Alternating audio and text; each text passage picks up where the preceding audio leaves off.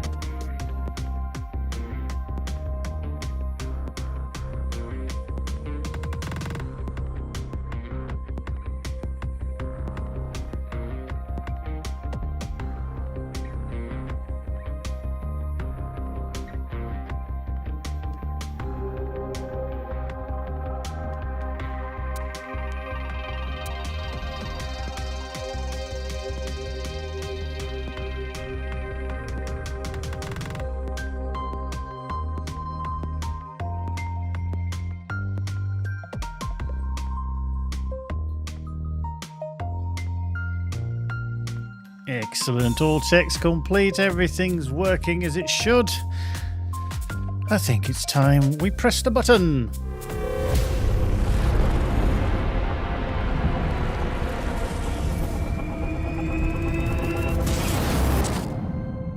You have been granted passage among our stars.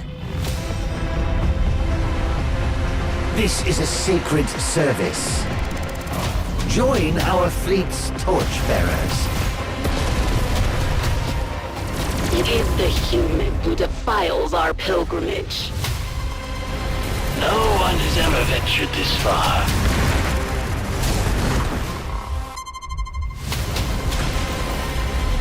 If the ancients turned their eye back to us, well, what could a beetle do against a hurricane?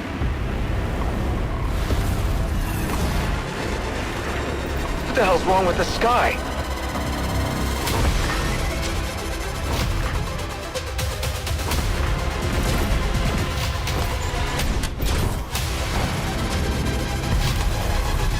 Are you about to do something unwise? Absolutely.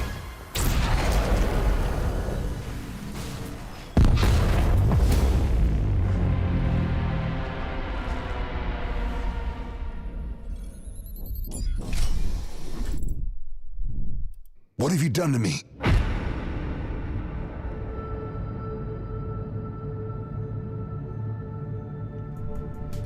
Hello, hello, hello. Good evening, good afternoon, good morning. Welcome back, welcome back. I love that trailer. I know. It's a wonderful DLC as well, but I do like that trailer. I love it. Hope you do too as well. Thanks for joining us. Hope you're all tickety-boo. We've got a few things this week. Oh, we've got a few things, yes. So, what we're going to do. Well, as you know, we're playing through the hard difficulty on the playthrough. Try not to die because you all like to see me die. So we've been helping out with Dr. Capadia and the Leviathans the last time. Blakemore's still in the background. We do need to do something about him as well. And yes, we'll also have the standard Q&A sessions. So if you've got any questions, do fire them into chat. We've got the wonderful Lee with us who will be collating them as always. So throw them into the chats wherever you are, and he will collect them, and we'll try and get them answered. If for any reason I can't answer them, we also have the CEO of the company, Michael, with us. Yes, he's in the chats. He's there. Rocking on a Friday night, coming to join us at the streams. So maybe there's some questions that maybe I can't answer and he might be able to impart some of his knowledge. And yeah, also it was a great interview. I recorded it Wednesday with Gero, our audio director. And yeah, If you want to know what an audio director does, you're going to find out. We had a wonderful chat for about an hour, but with a little bit of edit magic. It's a little bit less, but we'll be looking in that as well. Our usual RFG top pick, where we get to choose, the dev team have chosen, rather, your best screenshots of the month. Now, this time around, it was all around the Okar and Wrath of the Ancients, so they're kind of based on that. We've had some absolute doozies, which we're going to look at as well. But who is the top choice, indeed? Also, pilot poll results. I did ask a poll over the previous weeks about who you would like to boot out the airlock out of our prickly characters. We have some of those in the game, but it'd be interesting to see who chose what, and the dev team as well. And then we'll be wrapping up with a little bit of a discussion around the end of year stream, which is going to be in about a month's time, 5th of December I think it is, so we'll talk about that when we get there. But we will, as always, dive in with our stream of our hard gameplay. So like I say, if you have any questions, throw them into the chat. Lee will pick them up and we'll try and get them answered at the best we can. Right, let's load up, see where we were. Yeah, I can see there's a lot of people like, I had to get rid of that guy. Oh, I hated him. Ugh. Yep. And what I will say... Hello, scientist. Sorry, still working on it. Still working on it. Yeah, we're still working on it. I will say on the polls, not every platform voted the same. Yes. Bearded Frog was like, I didn't vote because I found the question to be difficult to answer directly. Well, there's a lot of permutations, but, you know... Some people did answer, an answer they did. Right, where were we? Okay, we're at BRI Bioplant, all the way over there. What have we got? Mission-wise, so this is the countermeasures, which is obviously dealing with Blake more directly. But we've also got the Completionist, which is a side mission of what the scientist has just asked me about, of scanning all the different species in and around various places. We've got Living Fossil, which means we've got to go back to speak to her, which I will do because we are literally right next to it. I Heart Scrap, talk to the Entrepreneur at G&B, and Rips in Space, which is kind of an ongoing one because I need all the various things there. No leaks today, folks. Yeah.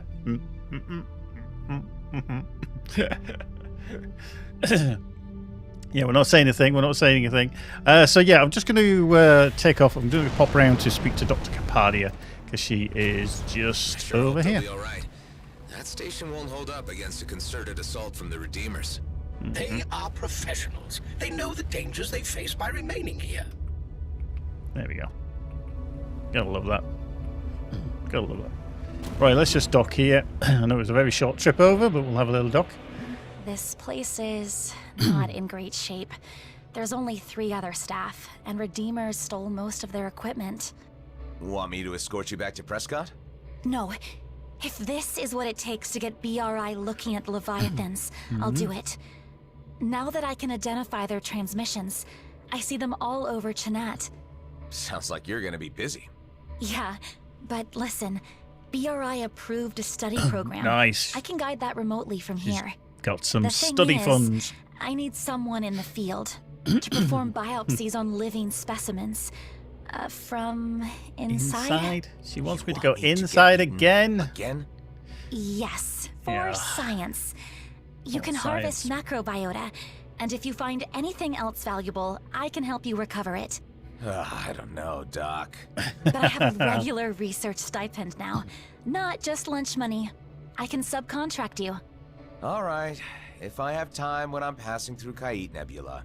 Yes, I've got some field equipment to help. It's a little do it for science. I definitely will, Flori. I'll definitely do it for science. To store excess cloud grazer funk for later use. Second, plans for a musk ejector. It'll attract a Leviathan on use. Oh. I'm setting up a network of observation satellites over Chinat. When I see jet stream turbulence, I'll call you. There we go. So we've got a new blueprint, which is the musk ejector as well, which is very, very handy. Very handy. Right. So, yeah, we consumables, there it is. That's the musk ejector. Obviously, we need the Cloudy Musk, which is here, just behind me. And yeah, we can use that for just a little reminder for people. Actually, if you are playing through the Leviathans, part of the Titans DLC, the Musk ejector attracts and also soothes different types of creatures, including Leviathans. So it can be very handy to take inside. So if it starts getting a little bit agitated, just using that might help bring that agitation down a little bit, instead of just pew-pewing everything that moves, as you do. Right, so that's Dr. Capadia, level 19. We could probably do some of that fully explore Leviathan. We shall head out of here. Let's do a little jumpy. So yeah, if you do have any questions that you've thought of in the time that we've been off, do throw them into chat. Yeah, a lot of people there start to come over on YouTube. Yeah, I know that a lot of people don't necessarily use them, but just a handy tip for some people who might just need to. Right, Leviathan sighting. We've got one. We're going to go check it out. We are going to go check it out. God. Love the music. Let's speedy. Over to the Athorian Reef. Telhouse says, it's been a while since I played last, but as of yet, I've yet to finish a Leviathan run without getting puked out prematurely. Cool. Get your ship doused with Cloud Grazer Musk. Right, I wish to make it clear that you will be responsible for deodorizing the hull. Come on, Hive. You don't even have a nose. Yeah, I come am on, Hive. capable of discerning chemical concentrations as low as 1 part per billion. 1 part per billion. Right, let's get a little bit of downstage there. Let's get rid of you. And you as well, because I don't like you. Okay. Haven't got any more clouds anywhere. Oh, I need to. Let's go flying through the clouds. Transmitting. Nice. While we're here, we'll just take some of these out.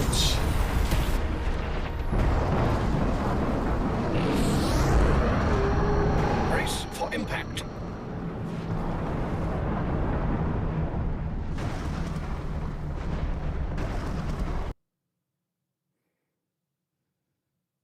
Nice. Right, we've got swallowed again. Here we go. We have arrived, undamaged, in the creature's digestive tract. That's always a good thing. I'm receiving your data. This is amazing. An entirely new order of megafauna. You're so lucky. I'm very lucky. Lucky, sure. What am I looking for? This is our first scientific expedition. Focus on going as far as you can, and let's see what you find. Nice. That diagnostic you're sending. The Leviathan's agitation is increasing, even when I'm not doing anything. Your ship has Bernie ouchie thrusters all over. Imagine how it would feel if you had a little man flying around in your intestine. She's definitely not wrong. Not too good, I bet. So my time in here will be limited even if I do everything right. Yes. Indeed. There we go. Right. Just going to look at that. Terry Holland over on YouTube. Sorry, not YouTube. Over on Facebook. EVERSPACE 2 forever. Love it. Bought it on PlayStation 5 via PS Store and PC for Steam. The dream of a sandbox mode later when time is ready, kind of like in good old Freelancer Crossfire mode. Yeah, I remember playing that a very long time ago. I love how the world is alive in many regions, merchant and that, etc. Love it. Got to see it. Shotcom, I didn't actually pick the ship class. What I've been doing is I've been playing through here. I've been asking the chat what ship I should try. Which one I should play, and yeah, the Vindicator is the current one, but I'm sure we're going to switch again at some point as well. Yes. Right, let's get on. Looks like we're good to go. Good to go. So that's... Whoa, a lot of vibration here. Yeah. His tummy's rumbling.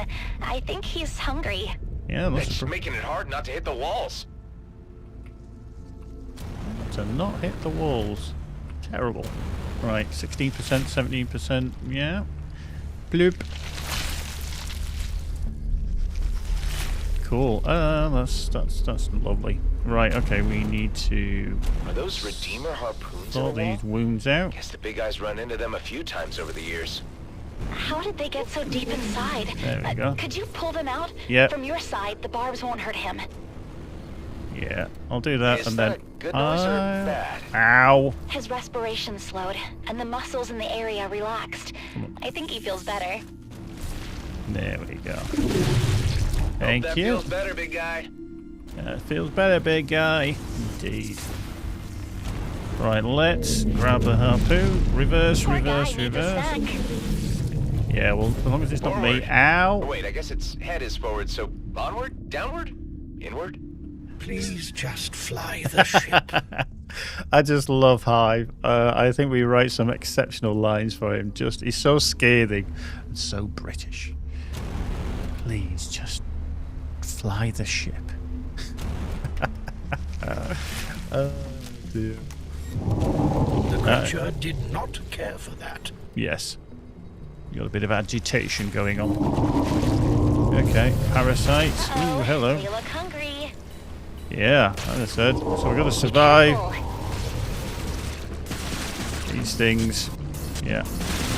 Go it. Sorry, Mr. Leviathan. Mr. Leviathan. Whichever. Sorry. Don't mind me. Don't mind me. Just surviving. Yeah, I'm trying not to upset them too much. Yeah.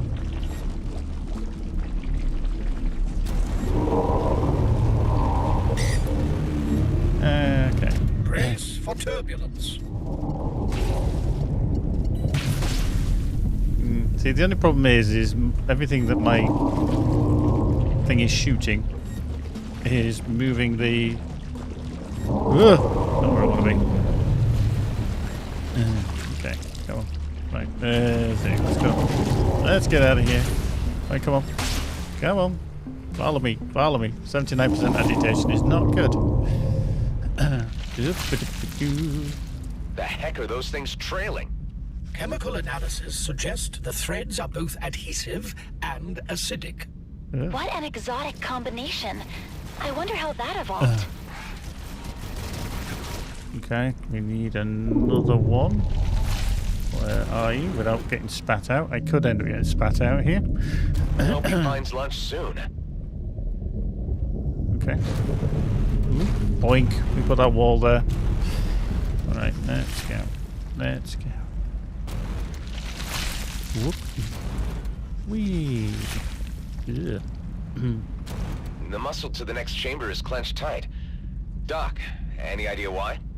Some of the papillae in there look different. I think we may be looking at intestinal parasites. I'll try to kill the off-colored ones. That ought to settle the big guy's stomach. Yeah, let's hope so. Cool. I think I got it. Nice. The muscle ahead is relaxing. I know parasites have their role in any ecology, but... Jeez, I just don't like them. Not when they're that big. Whoop. On we go. On we go. Beep, beep, beep. Coming through. Coming through. The Leviathan Pearl. Jackpot. Doc, check out the size of Look this at the pearl. size of that bad boy. Could you recover it? Nope. The surrounding tissue would help me assemble a timeline of this Leviathan's life. Nice. No Leviathan doubt the debris Pearl. at the heart of the object also has value. Oh, you can keep the pearl yourself if you like. No scientific value in that. There we go. And we're going to get puked out.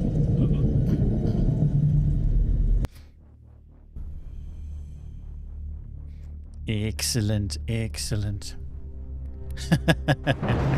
I like to be precise, Talahar. I do like to be precise. Stabilizing. There we go. We're out. Excellent. Nice! Can you bring the pearl to me at BRI? I'll take what I need and clean it for you.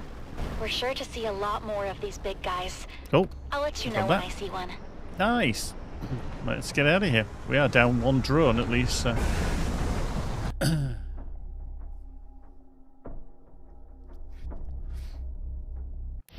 Bit for why is there no scientific value in the pearl? I think it's just not of any kind of value in terms of what it can reveal regarding the Leviathan itself. It's just kind of, isn't a pearl just like a hardened growth, essentially? If I remember correctly. Johan Cross rather, is just asking, do they feel pain? In terms of the Leviathans, Yes, I think they do have, but it's going to be like a kind of a bit like a pinprick because they're so huge. However, it's going to agitate them. Right, let's clear out some of these redeemers because they are a little bit funky. You know, we want them out of here. Come on. Come on, drones, let's get rid. Let's get rid. There we go. Did he spin off? Yeah. And he's dead. Thank you. Ooh, credits. Thank you. Freebies. Freebies. Right, let me just get this wreckage control. Oh. Well done. Thank you. Anybody else? Oh, look at all the redeemers. Oh, hello. You're over there. Oh, we've got a couple of these bad boys. I think we need to sort these out, don't we? Let's do that. Yeah, well, there we go. Bit of corrosion damage going on there. There we go. And boom, boom, boom. Thank you. Oh, repair the drones. Crusader. You're a bit of a pesticle, aren't you?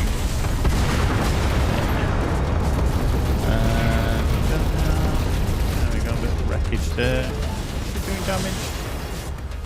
Oh, very nice. Looks like I've got company. You've got company, alright. We've got redeemers everywhere. First plating as well. So usually, these are good kind of little loot areas. So when, obviously, you come back to here, you will find redeemers generally around being annoying pests of some description. So we can take them out, we can deal with them, get some credits, get some resources. Let's just jump over here, shall we? Phalanx again. Take him out. Yeah. You've got the big spirally weapons. We know. You're just nasty. Be gone. Boom. Out we go. Excellent. Gonna be a big explosion. Oh, that's my retina's done. Excellent. Right. So, obviously there's the challenges that we can do around here. Which one do we do? Let's collect all the stuffs. Nice. Are we on looking at Lee's comments there? It looks like we're on an educational tour of things around pearls, etc. So yeah, that's all good. I'm sure people have been googling and wikiing and everything else. But yeah, yeah. Okay. All right. So just for clarity, pearls from mollusks are made from isolate foreign objects entering the mollusks. There we go. See, there we go. Absolutely. Every day is an education. Every day is an education. Right, let's talk to Dr. Capadia. I'll clean the pearl and leave it outside the station for you. I wonder what's inside. Parts from a Redeemer ship? Asteroid resources? An Ancients artifact? Only way to know is to open it. How do I open a pearl? Once I've peeled the tissue off, they should break open pretty easily. Just smack them against something. So, as she said, you got to break them open, so we will. Now, this has caught a couple of people out. Oh, that's good. I like that. That can have a badum-tish there from 93 Swanee. A real pearl of wisdom. That was a doozy. That was absolutely a doozy. So, as it says, pearl diving, open a pearl by throwing it against a solid thing. Now, here, there we go. If you remember, if you were around a little while ago, we did have a bug with the Leviathan Pearl. At one point, somebody got an endless stream of Leviathan Pearls coming out of this thing. And it, eventually kind of crashed the game because there was way too many of them. So anyway, we just need to whack this against a hard surface. Hopefully we won't do too much damage. Let's just grab... Ooh, an Inferno. Bioweapon. Maybe I should have sold some stuff first. No, that's not what we wanted. We wanted that. Let's just dismantle that. Ooh, powerful spore missiles. Interesting. I like that. I like that. Felser I'm probably not going to do. I'm just going to dismantle that. Phase armor, that's a possibility. Maybe. No. Just going to break some of these down because I don't actually need them. But I do want that transfer all. Leviathan swallows some pretty amazing stuff. I wonder what else I could find in there. Okay. Are you any... not bad for a coil. Energy's a bit low though. Yeah, because... Let's just dismantle. I know some people are like, what are you getting rid of that for? Are you mad? I'm like, yup. Symbios, yeah, the recharge is way too slow on that for that. Just give me the resources. Give me those resources. And we've got a zapper above us. It is a prototype. See, pigeon stare is quite nice. Decisions. What do we do? We have got a high velocity salvo there, which is going to take on a nice little position with us. Yeah, okay. Let's just get Doctor and sell some stuff. Yeah, nice. Inferno seems to be the first of the 3 bioweapon legends. It's nice that we get them because it can come in handy. Obviously, when we look at the inventory. Although I do have the powerful Nova Flak, which I wasn't actually impressed with. But yeah, the Inferno is a nice bioweapon. Yeah. See, now people are going, oh yeah, the Prime Zapper is too slow, coil for the win, etc. I know I've seen a lot of you guys put up your builds, etc. They are really, really cool to see because everybody plays differently. Everybody's play style is different. And we all, you know, fly around this world in a variety of ways. Now that's a tempter. 40% of incoming damage also restores weapon and boost energy for the respective amount.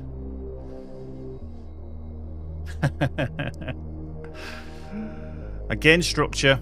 4% increased device damage and 10% increased destabilized damage. Output on the weapons and the shields is increased, but I do lose boost. So many decisions. Right, let's just go to the shop. Deluxe booster?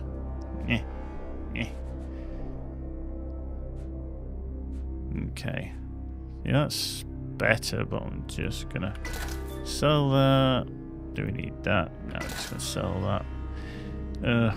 Way too slow on the speed. No, don't want the loot range on that.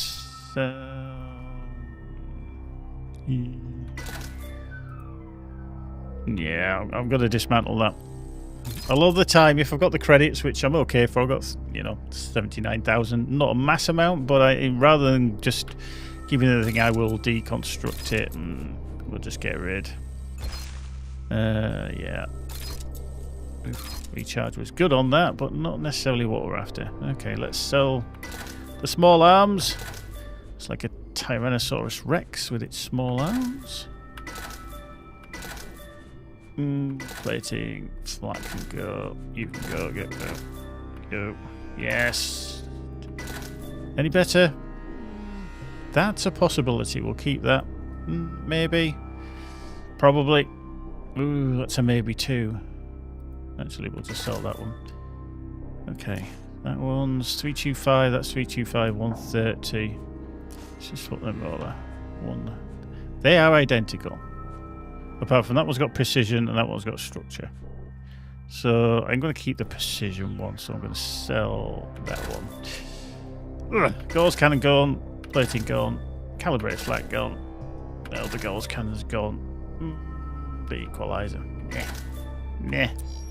We got some good stuff there, which we've got for our next level, which is level 26.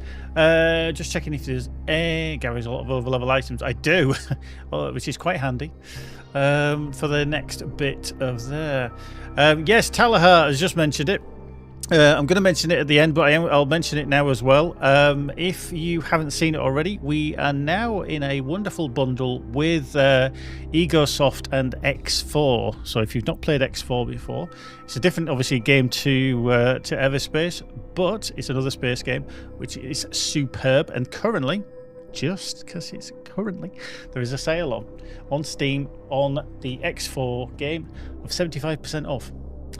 And being in the bundle, you get an extra discount because of the two. So if you already own one, you get a discount. So go check it out over on Steam. I do have the link, and I'm going to give you the link right now, just because we're talking about it. We've got to be adaptive here. We've got to be adaptive. So there, go check it out. That is the bundle, EVERSPACE 2 and X4 Foundations. Go check it out. Marvellous. I have played X4, played X2, didn't play X3, but I have played a bit of X4 as well, because we like space games. We love space games. Right, let's crack on, shall we? Because we've got to keep an eye on the time, because we've got a nice... Indeed. Lee's just said perfectly that the folks over at EgoSoft are solid. Another, obviously, German game developer. Right, let's see where we're going to head. I think we should do this completionist, or try anyway, with the shadow creatures, the mycelium, Eltharian worm, jelly, acid pouch, and spore. Okay, so let's have a little look. The Thorian Fault, was it for one of them? Yeah, let's head there. I think that was right, Thorian Fault, wasn't it? Oh, Aethor 1, sorry, Aethor 1. How rude. Aethor 1, that one there. We'll go there. Let's make like a tree. And leaf. Come on. There we go. Press the button. We gotta press the button. Right. Just finishing my cup of tea in my disappearing mug.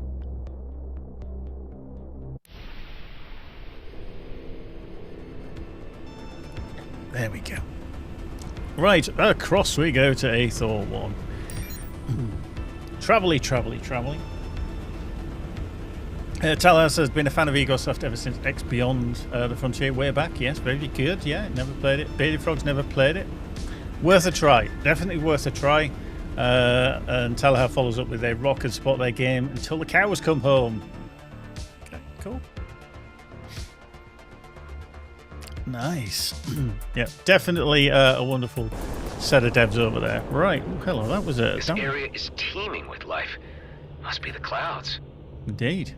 I was a bit concerned about where I was pointing when I headed down there. Right, so we need to scan a variety of stuff, don't we? Like an Aethorian worm, possibly a spore as well. So let's see if we can find one in here somewhere. I'm sure there's one that's going to try and grab me, because they tend to do that, these Aethorian worms. Right, where are you? There we go.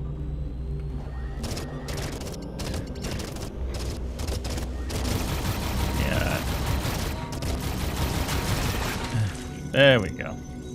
Scan the gubbins that's left. Got it. Got it. I feel a bit sorry for it. But I'll be glad if I never have to look in the mouth of a cave worm again. Indeed. Right, there's a spore there. I think that spore is on the list for the research station. You're not wrong. Yes, it is. And better get to it. The scan of the spore was successful. Obviously, Hive. Clearly no appreciation Biomass.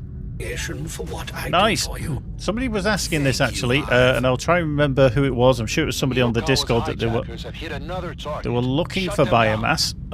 So this could be a place for them to come. A very handy place to come to find in terms of stuff. Ugh, this must be the mycelium the scientist was mumbling about.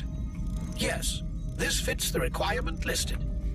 Let's do the scan and get out of this sticky situation. Nice. I'm glad we only have to scan it. Nice. I concur. I would have protested bringing such vile microbes onto the ship again. They could have spread to my circuits. Like you get a say in this, Hive. Yeah, indeed, Hive. Yeah. Listen up. Okay, so... That hasn't updated on there actually. That's weird. So where else do we need to go for this? Shadow creatures at Kosh, Mycelium at Thorium Fault. We've done the worm, done the spore, jellyfish at Ramgate. So Ramgate and Kosh orbit. Okay, let's do that.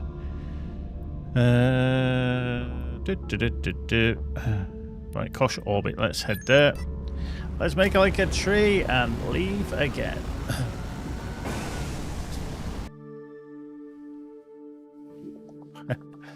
Yeah, some of the quips that Hive has, just phenomenal. I think they're amazing. Definitely, I think when we ran the poll many months ago, he was definitely the favourite character that we have in the game. But we'll discuss who we think is probably one of the worst characters and who we would all, or most people would prefer to throw out the airlock if given half the chance. And it's not me.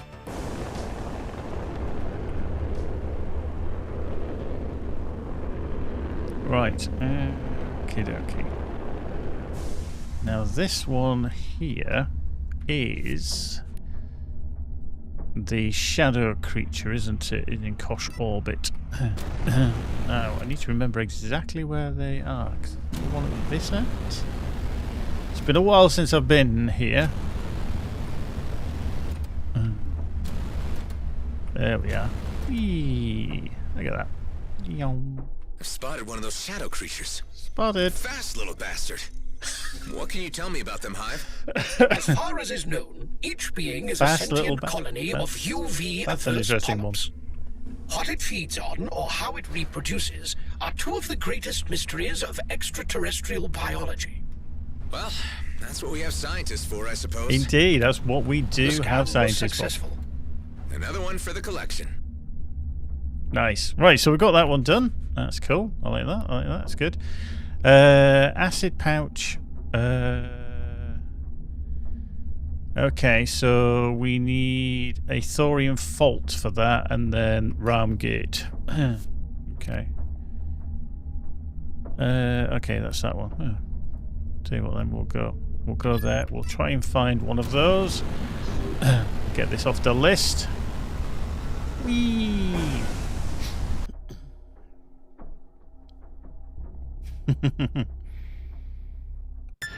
Yep, right, we're going to try and get this done because, like I say, we've got a nice interview to go through with Gero. So we'll probably, as soon as we get this mission done, we'll switch over to that. So you might want to grab yourselves a drink and get comfortable because we're going to be in this interview for a little while. It's a good length. I always like to have a real good chat with the devs because you guys and girls can get to put a face to the name. Because you might have heard of Gero quite a lot, and but not necessarily know what he looks like or sounds like. But you're definitely going to find out because we have a good chat. Right, we need to find a spore, but there's some confiscate deposit there. Thank you. We'll have some of that. Right, I need to find the way in. As they usually... Ooh, hello. Oh, will you leave me alone? Oh, I don't deserve this. There we go. You just fly into that wall. Don't like that. Love it. How do you like them apples? Yeah? No, you don't, do you? Dark energy. Thank you. Right, let's just repair our drone. Get some of that. Boink, boink, boink. Right.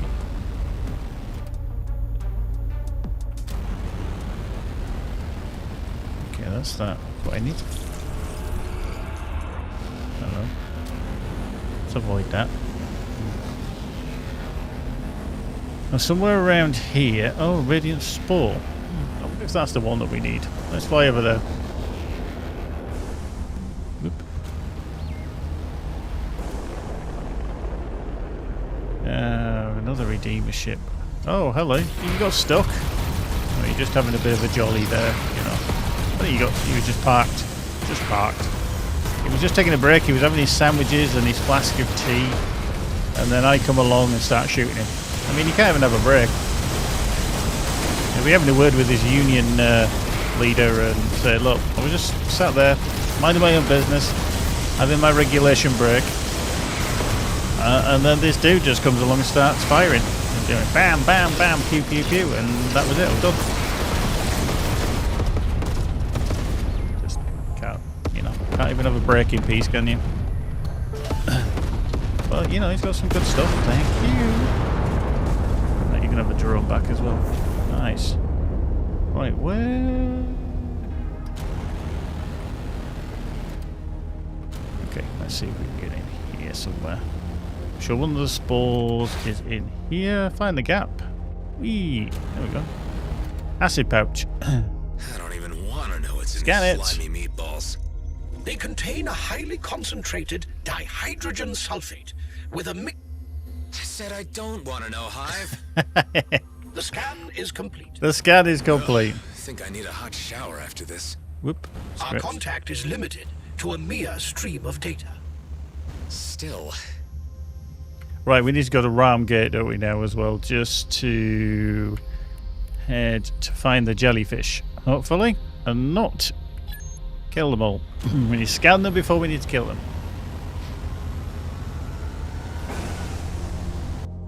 I can always claim self-defense, absolutely. Yep, there was nobody else. But the thing is, if I claim self-defense, then I think Hive would probably drop me in it. He would be like, "Oh no, he shot first."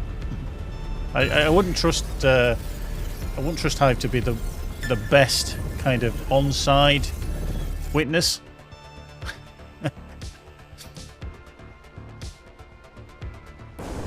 Right, Ram Gate is through here. Oh, hello. Is that a jellyfish I spot? It is. Look at that. That's handy. Let's give you a little scan. These are not sticky or ugly for a change. Transparently so.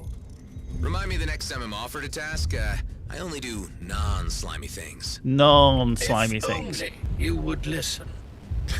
Crossing jellyfish off the list. Cool. I think we're done now. That's all the scans. We can head back to the BRI bioplant. Nice. Yet another detour from our pressing commitments. Yes, Hive. I know you like these scientific expeditions, Hive, even if you won't admit it. They do engage my memory banks a little more than repetitive dogfights. I thought so. See, even Hive has a little bit of intrigue. He always wants to know.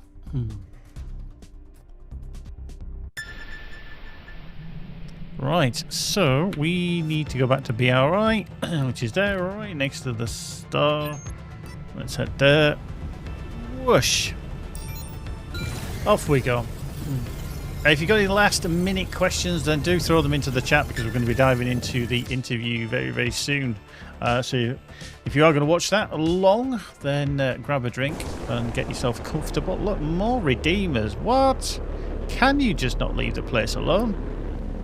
Ugh. Okay, we'll shoot you if we feel like it. There we go. I'm not alone anymore. Absolutely not alone anymore.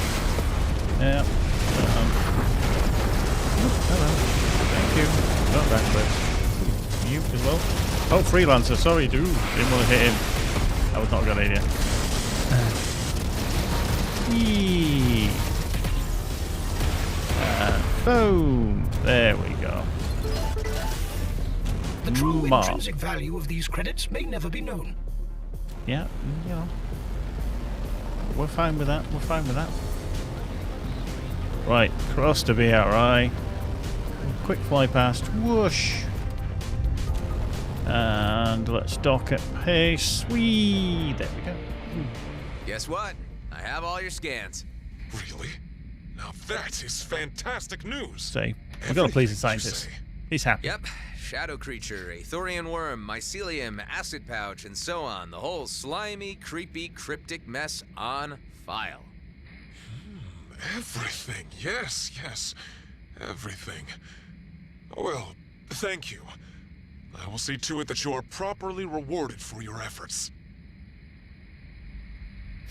There we go. Right, 4,000. Oh, we've just dinked our level 26. How cool is that? Perfect timing. Perfect timing. Oh, we've got a device upgrade as well. Oh yeah. We got it, so we can probably sort out the ship, but I'm going to do that in a little while. If you do have any questions, as Lee just put in the chat, that if you do have any questions during the interview that you think of that you might want me to follow up with Gero on, then please do, and I can probably get the answers the next time around. We did that in the past, because there might be something in the conversation that kind of piques your interest and you're going, yeah, I'd like to ask this. So yeah, always good. Right, so I'm going to do what I should always remember to do, and I tend not to because I've done it in the past, is save. And I've done that before. Not always a good idea.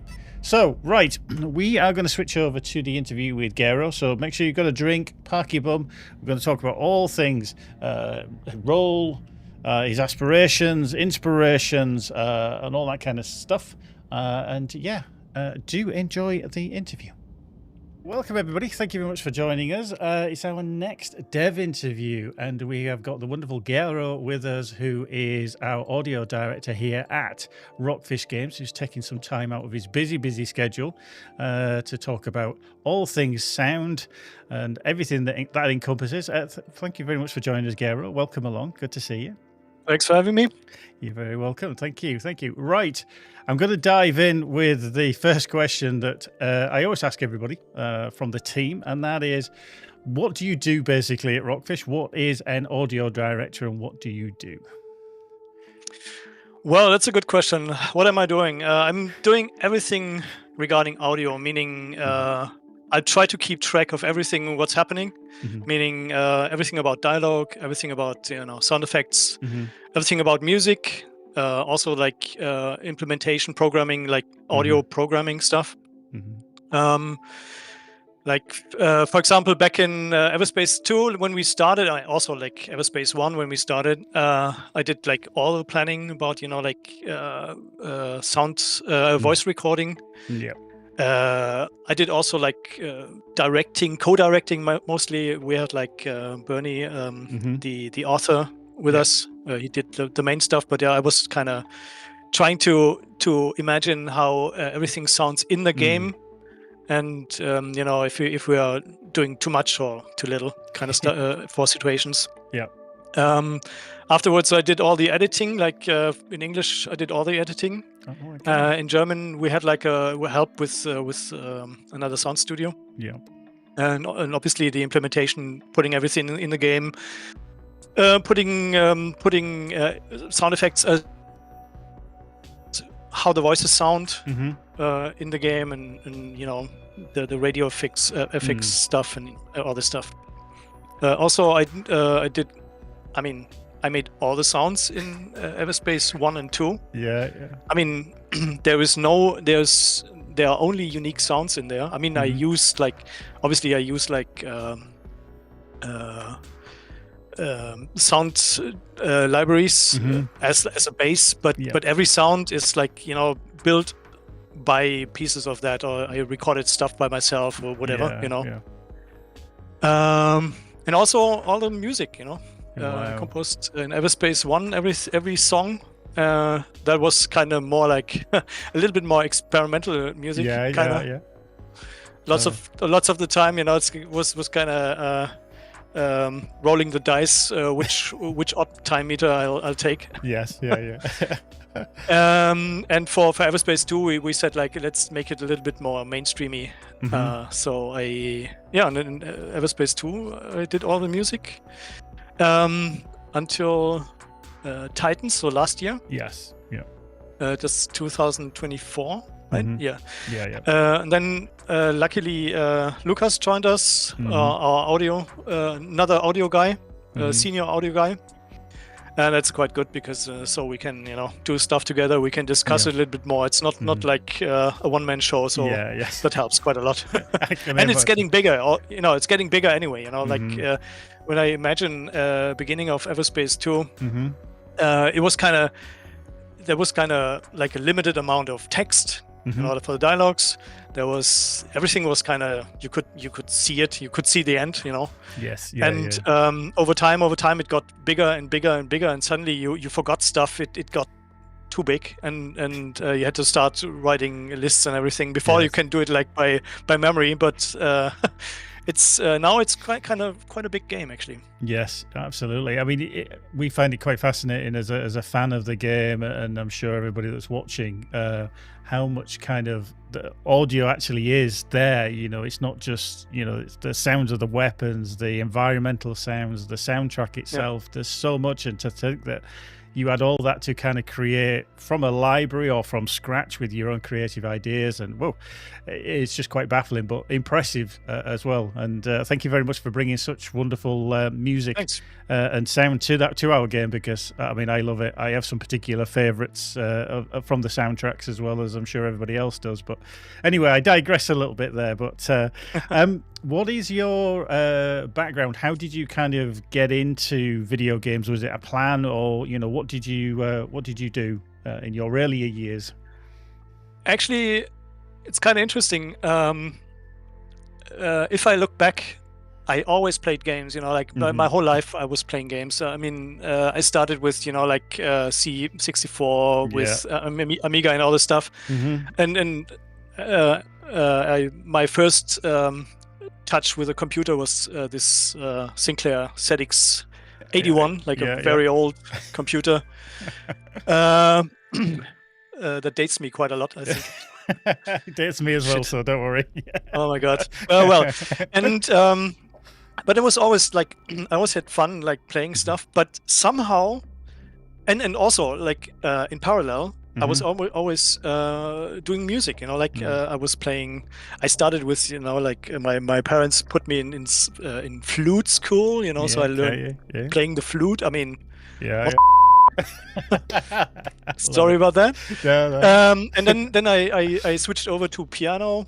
So I had like piano lessons, and then later on I played guitar. I learned it by myself, and bass, you know, and so I played all the instruments over time. So I always did music. I always played games, but somehow in my brain the connection didn't happen so far, you know. And how was it? And then I thought about you know, what am I going to do in my life? So I was thinking about studying bass, in fact. After a few discussions, I decided to go studying informatics, and I did this in Dortmund, in Germany.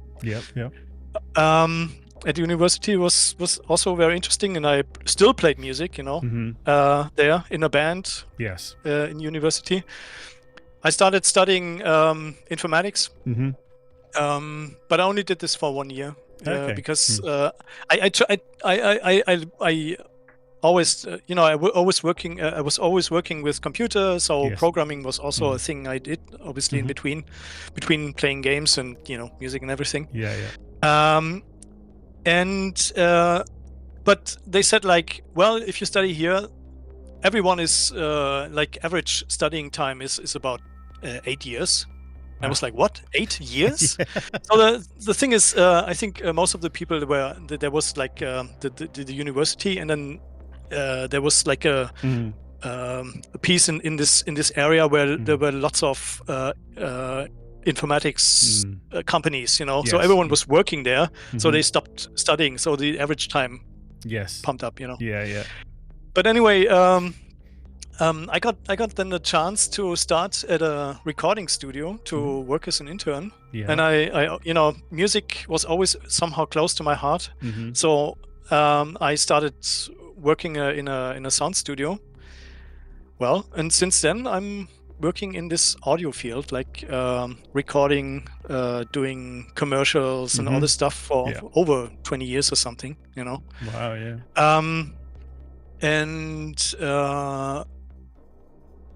And then suddenly, and then I was in a recording studio in Munich, and I was leading that studio, and I was trying to find new customers. And then I found like a gaming studio as a potential customer.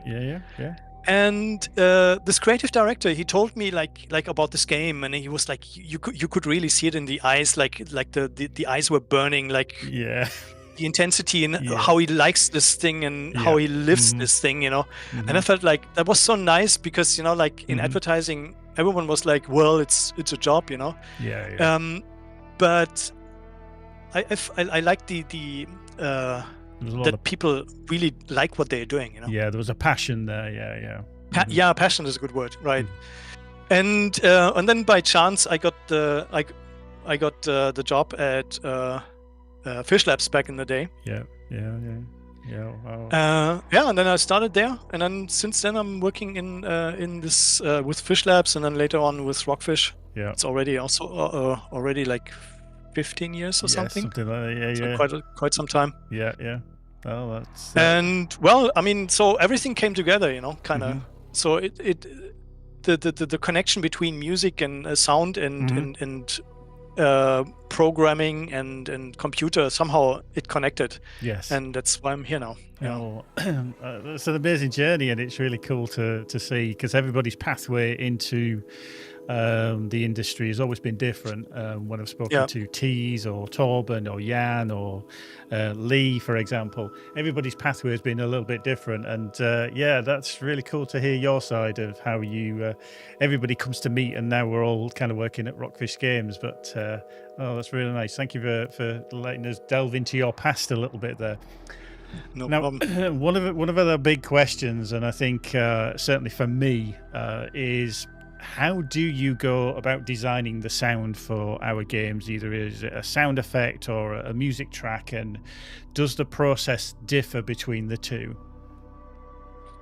Yes, obviously. I mean, it's two pieces. You have like, on the one hand, you have like sound effects, and on the other hand, you have like music. And if you talk about sound effects, there are parts which are just like things, you know, like a door closes, so you need like a sound which a door is closing, you know. So that's nothing fancy, you know. It's just cluck, door is closed. So but sometimes you have like something different, like some, you know, something which doesn't exist, like a weapon, you know, or something. And then you start like thinking about, and you try to figure out how to piece it together, you know. So like a little example, like the autocannon in EVERSPACE 2, like we were thinking about building another weapon, and I thought like it would be nice to have like something which ramps up, you know, like over time. So you have like, and then the firing starts, you know, because we started at the beginning. We started like just with like you push the button and it fires, you know. That was the beginning, and then I was like, it would be nice to have something like you push the button, then it ramps up, and then it fires. So actually, that was kind of. I mean, I wouldn't say it's because of me that we have like an autocannon in there, but it was kind of it felt good to have something a little bit different, you know. So and also it feels good to have you know, you can build another kind of sound around this particular weapon, because if you have like just push a button, you have a fire sound, then you don't have so many possibilities to make it very different, you know? So, and then then it's the autocannon, and I mean it's like a Gatling gun. It's like you have the bullet, you know, it's exploding, shoots out a bullet, you know, and you have like this rotating what's it called, barrel. Right. So obviously I mean, everyone knows more or less how it sounds. So you try to build this, and then how long does it spin up? How long does it spin down? You know, and what is the fire rate and stuff. So you have to build something which is kind of on the one hand it's matching the weapon, obviously, but on the other hand also it has to be like how to explain this, dynamic, you know. You have to like, for example, you have like a buff or something, so the ramp up time decreases or something, no? So it has to work even then, you know, kind of. So that's the thing about sound effects mainly, you know. If you have like a force field or so, you know, so how does a force field sound? So you think about it,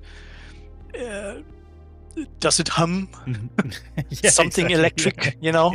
So you just try a little bit, and then it feels right or not, you know, and then you put it into the game. Yeah. On the other hand, music is a little bit different because I mean, music is like a generic a general feel what's happening in the game, you know. Like music is not really let's say a sound effect mirrors what you see. Yes. While music is more like a feel you have. You know. Sometimes music is like in your face and you hear the music. Sometimes music is just like in the background. You hear the weapons and everything, but the music makes some kind of mood. It makes you feel bad, or it makes you feel good, or you know, whatever kind of. So so you think about, for example, what kind of situation you have. You know, like is it a dangerous situation? Is it dark and mysterious? You know, or is it just like beautiful and summer lawn? You know, it can be everything, and then you have to think about where can I put the music? How should it feel? And then you start, for example, defining what kind of instruments you use. And then the other thing is also you have like you don't only make one song. Usually you make like maybe a few, depending on what it is, you know.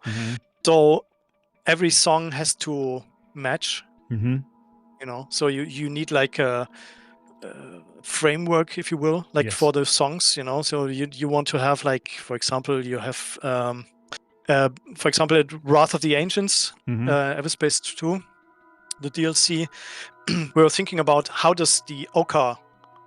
So we had like this new area, the Oka world. Yes. So the thinking was, how does this feel?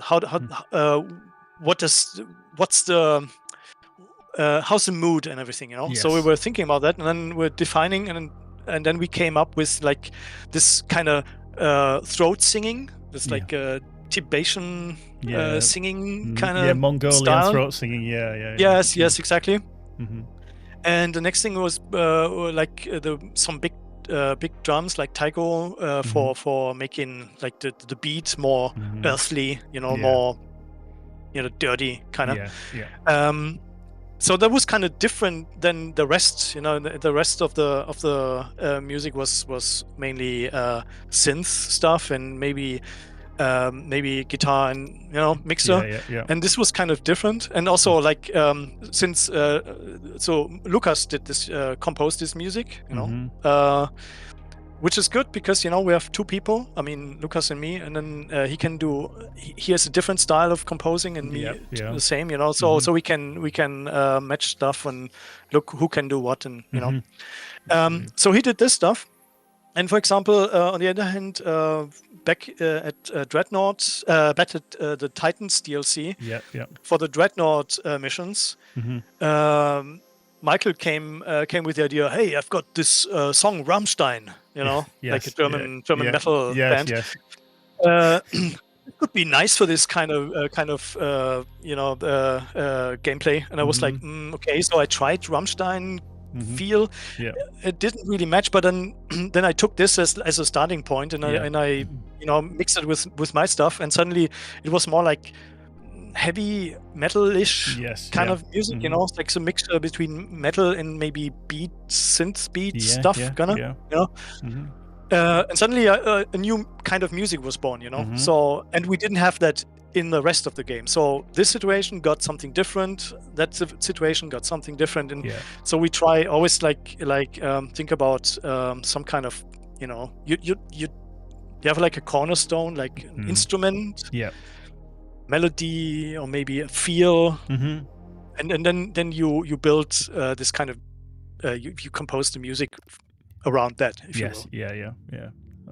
Oh, that's amazing. Also, and and also like what we also did, which is kind of cool, was like we have like this adaptive music, which we programmed ourselves, if you will. You know, I mean, most of the companies nowadays use like Fmod and stuff.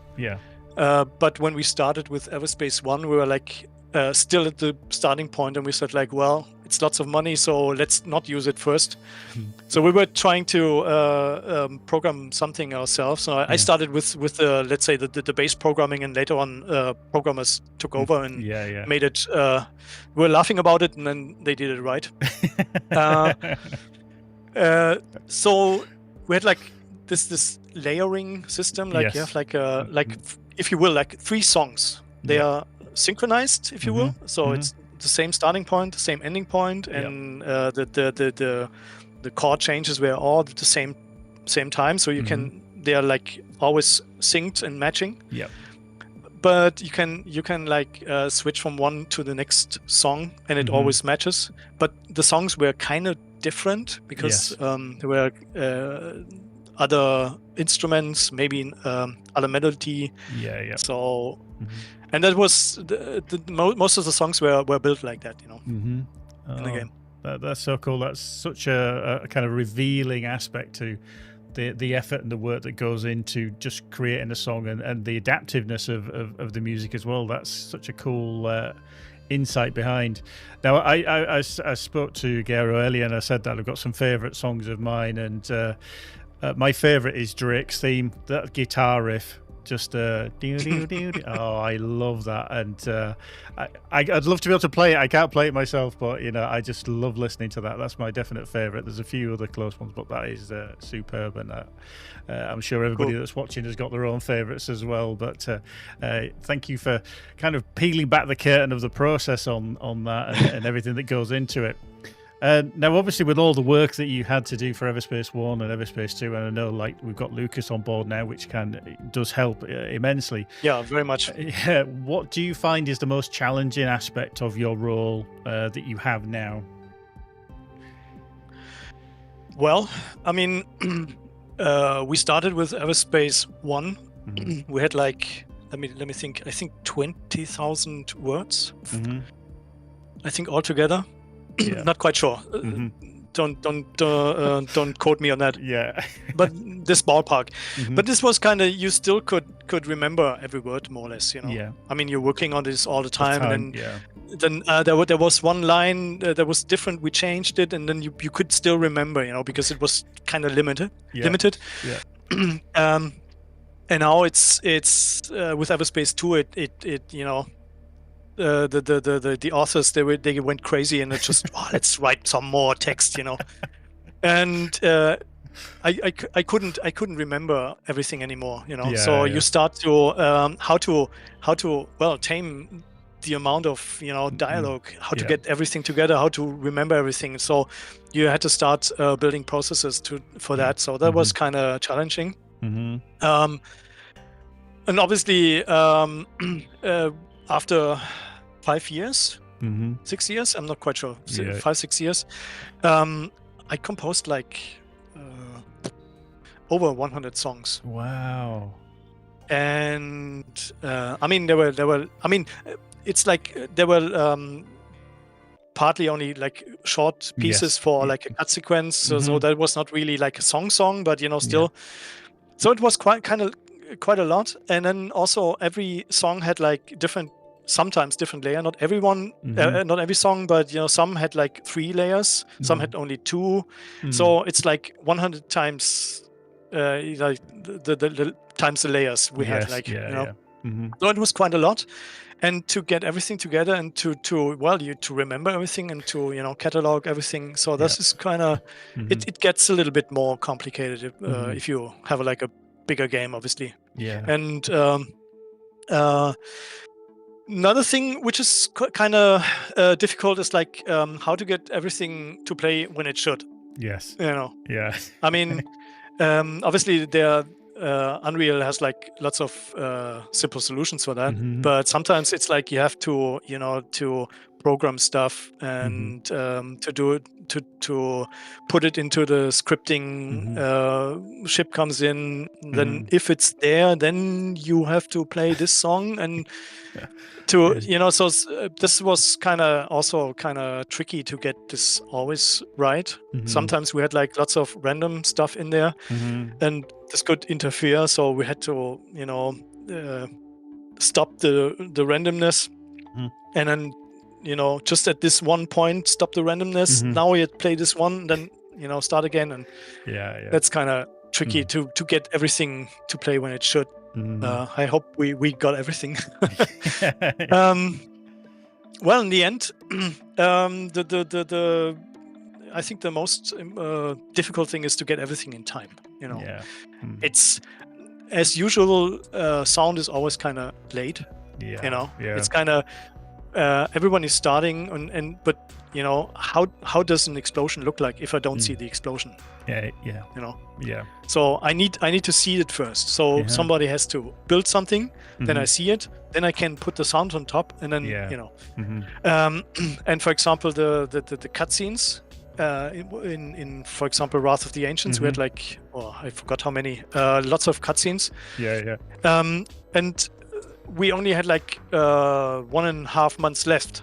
So we have to, so suddenly everything, comes on top of you, and then you have to work like crazy. It's always like that.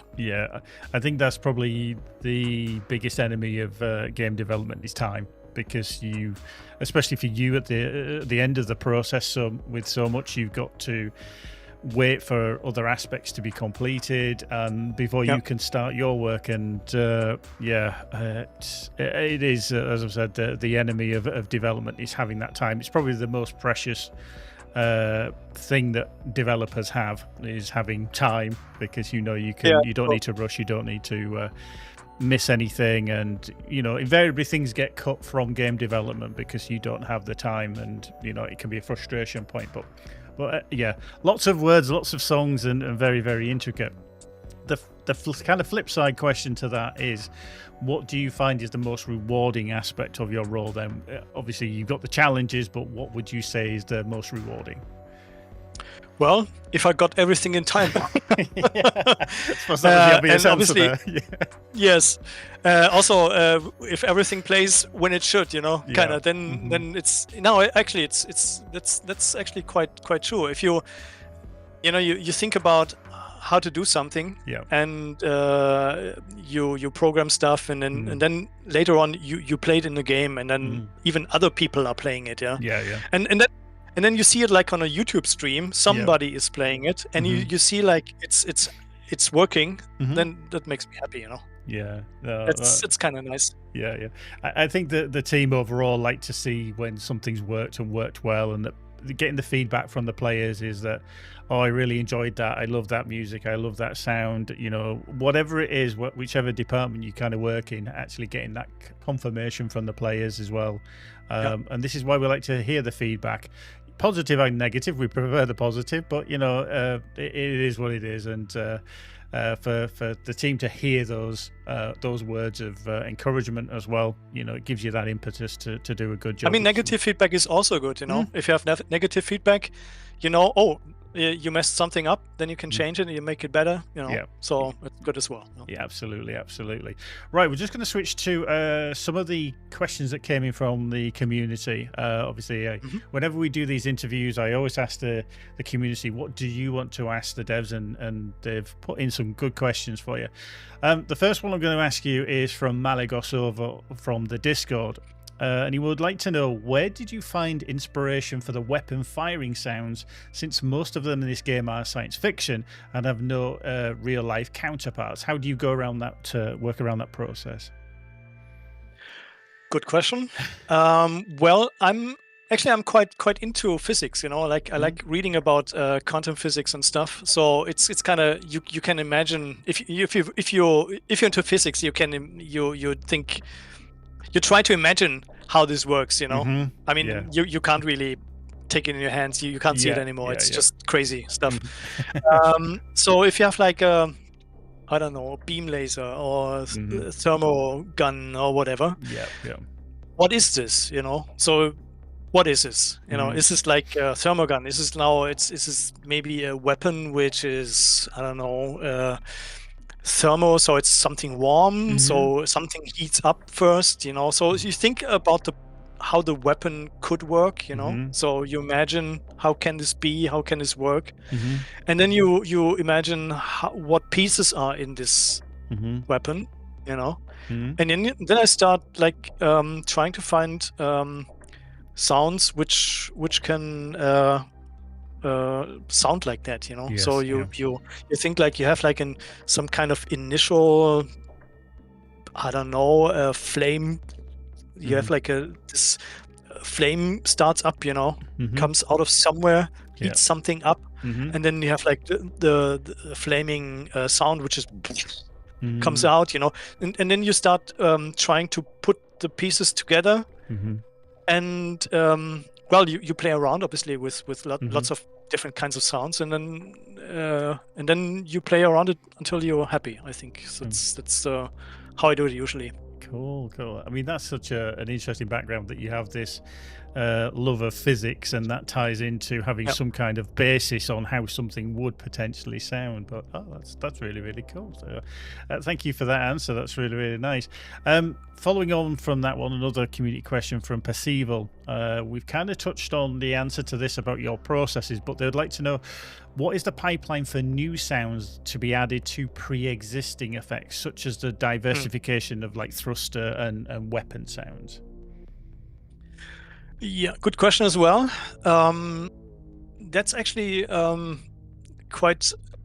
No, it's not really difficult, but I always think like I try to have like something. What's it called? A character, a special character of a sound. You know, they have like some, let's say, some icy weapon with icy crystal sound. You know, thing. So I try to keep the character of this weapon, or you know, if it's thruster sound, if it has like a special like a burn sound or something.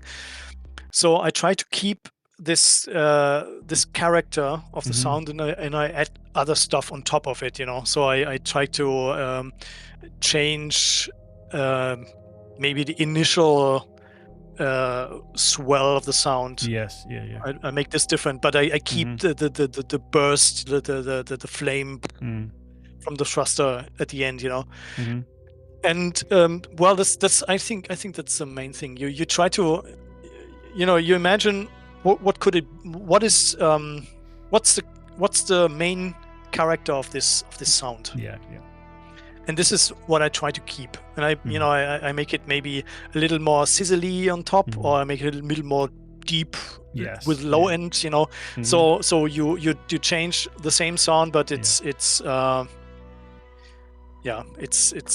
alternative to still the main character, the sound. Cool. I would say. Yeah. I mean, it sounds such a simple process, but obviously you've refined that process over a length of time. But keeping that character, I mean, you think of the thruster sounds that we have as well. I mean, there's one, for example, a weapon. You know, you have like laser sound. Usually you start with a laser sound, and later on in the game you have like a bigger laser sound, and even bigger and even bigger and even bigger. So now you want to have like a cool sounding laser gun at the beginning, but it doesn't it can't be as cool as the biggest one, you know. Yeah. So you have to try to figure out a way how to increase the coolness of the sound, if you will, or the might of the sound. And the smallest one still needs something, you know.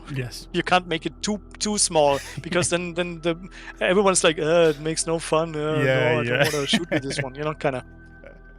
No, that's totally true. And you've kind of got to get that nice balance, as you said, that something doesn't just sound like a pea shooter and it's like, you know, that's rubbish, but then you get the big guns at the end. But I like that. I love it.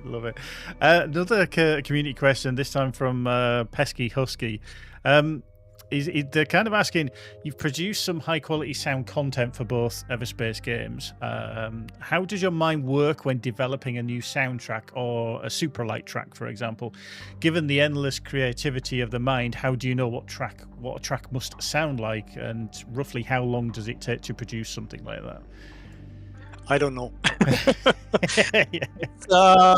I mean, for example, EVERSPACE 1, I sat there with the dice, and I was kind of okay, which kind of odd time I'll take this time, really. And then after a while I thought like, okay, I need to make a new song. What can I do? And then I remembered that we had like a bowl, like an aluminium bowl in the kitchen, in the office. And I was like, boo, boo. I was, using this bowl as some, as some piece of the sound. And I took like knives and I was like trying to make kind of sound with the knives and stuff. So that was just, I was just kind of.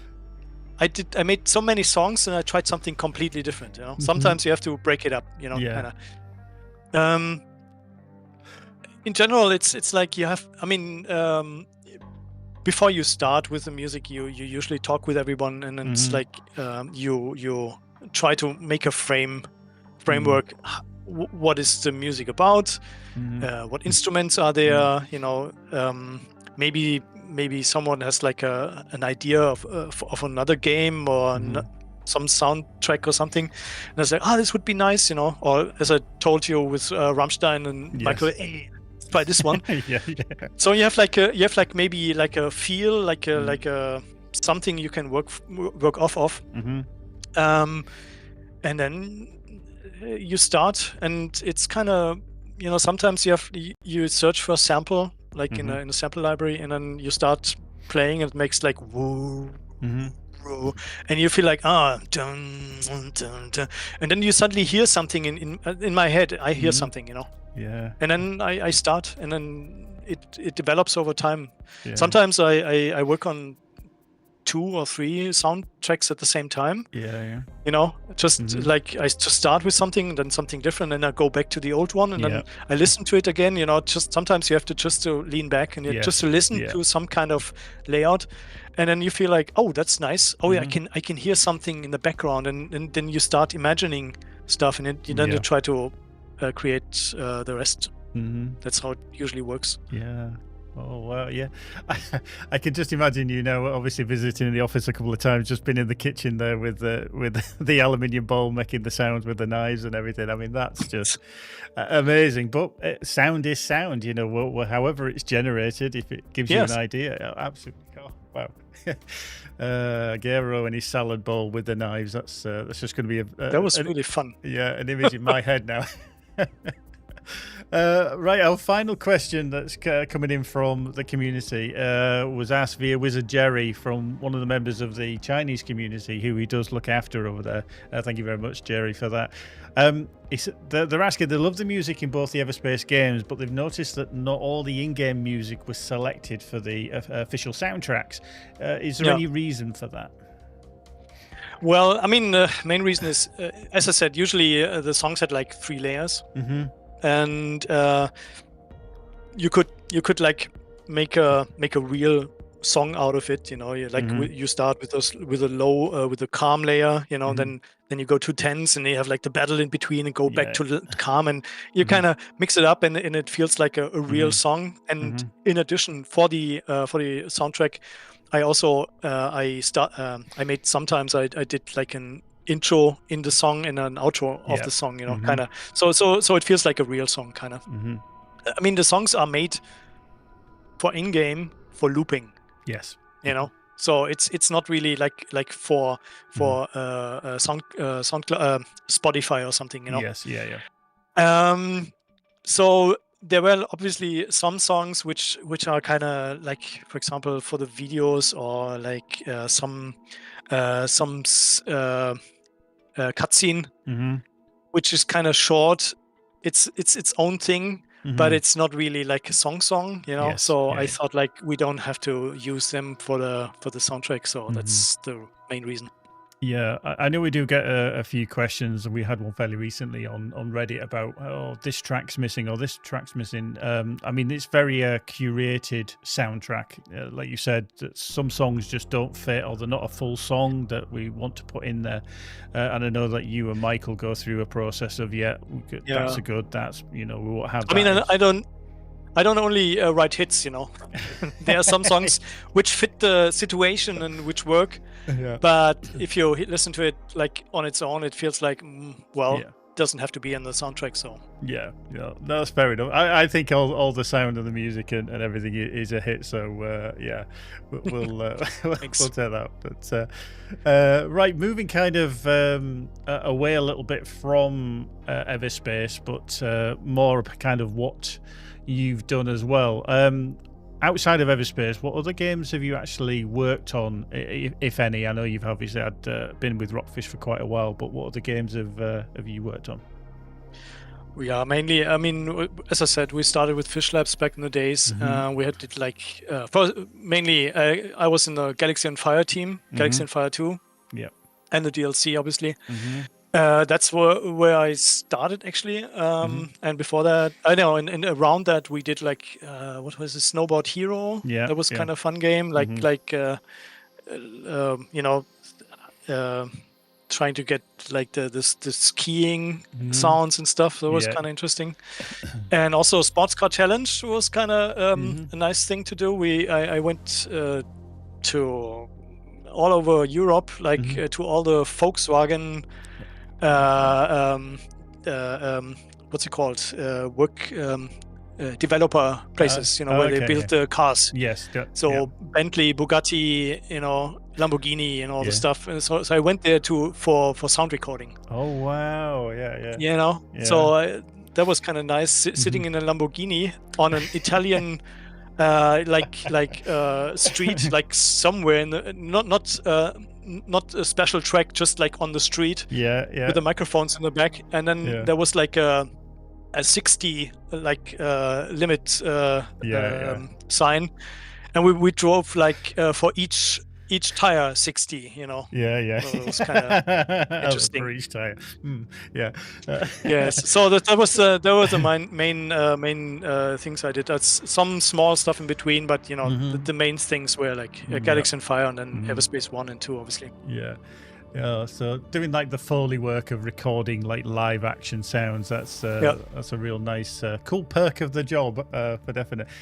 We can't send Gero into space, unfortunately, to do recording real space. That's not sound allowed. In space? What is that? Okay, we won't go there. Artistic license on that one. Yes, exactly. So, carrying on a little bit, what inspires you then, or helps you with your creative process? What do you kind of absorb from outside that helps you create these wonderful sounds? Well, obviously, listening to lots of music. I mean, I play different kind of music in private, but it's every time you try to play something, you learn something. So that keeps you fresh. Obviously, I'm listening to YouTube. Other developers, how they do it. You exchange information. Talking with Lucas, for example, now he had like a different kind of upbringing and different view on how to make sound. So that all helps, And obviously, playing different kind of games. Sometimes I'm just sitting there, somewhere and just listening what's happening in this ambience and stuff. So that's how it goes, I think. Certainly having. I mean, every musician is like, if you want to learn how to play music, you copy what other people did. So you learn like other songs and you do it over and over and over. The more you do, the more it connects in your brain, and you feel you make your own stuff out of it. That's how it works, I think. I mean, you think of all the great guitarists in the world, from like current day to, they always have somebody they aspire to, that they've watched how they play, and then they have their own interpretation of that. So it's a good process. Question that I always ask, and it's kind of, don't worry, Michael will watch this video, but we have to ask, what is the best thing about working at Rockfish? Well, we've got nice people. I mean, everyone is kind of, honestly, as I said, I'm working with Fish Labs, and then later on Rockfish, already like 15 years. And a lot of those guys from back in the days are still with us, so we are also like friends, we meet like besides the office. So that's kind of nice. And well, we have like because we work so long in this field, in this company, we also have like lots of freedoms. We can more or less. It's important you get everything done. Yes. As long as you get everything done, you have some kind of freedom. You have like a certain stuff you have to do. Yeah. But besides that, how to get there. Sometimes I'm working like on weekends and stuff. And then maybe I'll take Friday evening off, and So in the end, it comes together. Yeah. So. Yeah. It's certainly a nice environment to work in. Certainly since I've joined the company as well. We were discussing earlier that I've been here full time for like a couple of years now. But as Gero says, they're working and getting your work done. That as long as you hit what you need to do in that time frame, then as long as it gets done, I think everybody's having that same that kind of freedom to do it works very, very well. You're talking about having friends within the company and everything. There's a lot of games out there that we all enjoy playing, but what games do you actually enjoy playing? Well, I mean, I started playing World of Warcraft in 2004. Okay. It's already 21 years. Imagine. I mean, not full time. I mean, back in the days I played more, obviously, but nowadays it's like there's a new expansion coming out, and then I buy it and then I play it for a while. Yes, depending. But it's kind of fun. It's a good game. They have like lots of gameplay in there, which is interesting. You can what you feel you can do, kind of. What I played quite a lot in the recent, actually last year, Hitman. Yeah. I like this game quite a lot, actually, and it never stops being new. You know. Yeah. You get into a new kind of game. You try the same way again, and suddenly something happens, and you try again. Yes. Yeah. What else? Division 2 is something I played quite a lot. I like all this loot stuff and how to build the best character. Yes, yeah. And just recently, I started with playing Arc Raiders. Yes, it's like Helldiver, like same thing, which is kind of interesting. So it's a very moody and cool game. Sounds are very cool, this is that's quite nice. That's what I'm playing. Yeah, you've got kind of a similar pathway. I've played Lord of the Rings Online for the last 18 years. Me too. I haven't played the only thing at Lord of the Rings was I stopped playing it because of this. If you get off your horse, you like in World of Warcraft, you ride like all the mobs. You go inside and you go in circle. Everyone is like going behind you, and then you just like woof. At Lord of the Rings, I did the same thing, and then you said like, okay, get off now, and then suddenly the animation how to get off the, and all the mobs are already hitting on you. And you're like, oh, come on, get off the. Just get off the horse. I felt like that was kind of annoying. Yeah, I know what you mean on that one. Yeah, it's a very kind of slow animation to get off the horse. Yeah, and totally I can agree with Division 2. I remember playing the Division with the New York setting with the snow. I thought that was superb, and Division 2 again. Brilliant. And I have just played Helldivers, and I am getting into Arc Raiders as well. So I'm about level 15 now with Arc Raiders. Wonderful soundscape, and as you said, environment as well. Great. From the Embark studio. If you've not played it, definitely recommend. So last question for the time being, and it's again related to games. If you could have worked on one game, what would you have liked to have worked on? Ooh, good question. I mean, honestly, I think it doesn't really matter. It's like whatever game there is, you have like a challenge. So you have like a challenge. You have to get this right. And I mean, obviously, the more complex it is, the more fun it can be, like to the developing part, but it can also be like quite difficult sometimes, So I'd say it really doesn't matter. I mean, every game has its own challenges, and it feels if even if it's a small game or a big game, doesn't matter. If you do it, you have like something in front of you. You try to figure it out how to make it sound right. Yeah. And in the end, you play it and it feels good. Then I'm happy. So yeah, I wouldn't say any special game. Right. Okay. Good.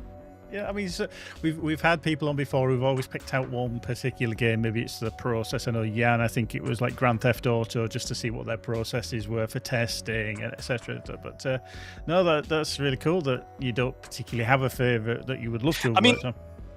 You must think the bigger the game gets, the more people have to be involved. Yeah, the less you do. So if you're like, for example, EVERSPACE 1 and 2.